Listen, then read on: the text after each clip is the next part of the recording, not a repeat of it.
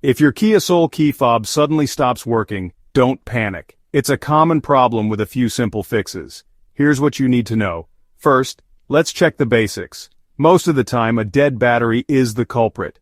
If your key fob's light isn't flashing, or nothing happens when you press the buttons, it's probably time for a new battery.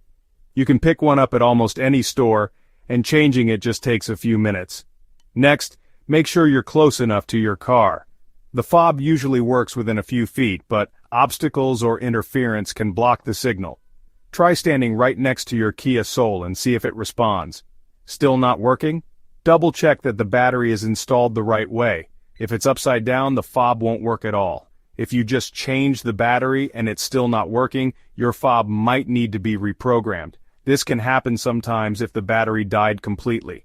Check your owner's manual or call your local Kia dealer for quick instructions. Finally, if none of these steps help, the key fob itself might be damaged. Dropping it or getting it wet can cause problems inside. In that case, you may need a replacement. So, before you worry, try these simple tips. Most key fob issues are easy to fix. Thanks for watching.